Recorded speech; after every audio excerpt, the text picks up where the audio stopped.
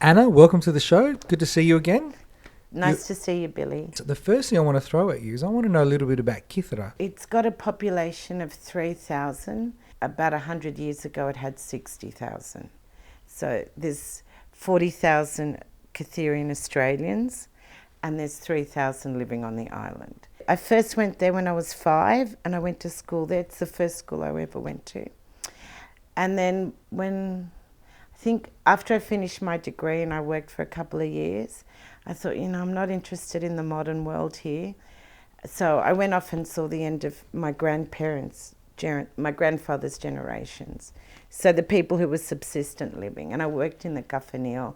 I got to know everyone on the island and learn all these wacky stories. And that's what the show's about. Have you done a one-woman show before? No, I haven't. I haven't. What are your expectations? I'd want them to see their otherness, that basically it's all one story. So if I'm Indian, or if I'm Greek, or if I'm Australian, it's just basically all one story. It's just like listening to different tracks on an album. It's still the one artist. So yeah, it's all one story, and I want them to get an insight into their otherness. I think everyone, even Anglo-Australians, they have a seed of something else that they are as well, that they carry inside them. So it's a celebration of that as well. And you've done some blogging, or there's a blog on Kythera? Yeah, I did 52 weeks in Paradise, and so I did that for a couple of years. I also contribute to Greek City Times. I worked as a sub-editor for Metropolis magazine, and then we went on to develop the comedy festivals.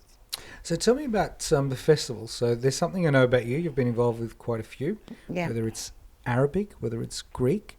So it's actually, and the Arabic element's quite unique because obviously you're not Arabic. You've come from a Greek island. So tell us about all the festivals you've been involved with. Okay, so I was really lucky before I went to university. So at the age of 18, I trained under a guy called Johnny Allen who had created a festival in Nimbin, the Aquarius Festival, and he lived and breathed festivals and the celebration. I think being Greek, like festivals, you understand the need for celebration in a society, be it small or big, and so that's how I was drawn to festivals. Tell me a little bit about Death Defying Theatre.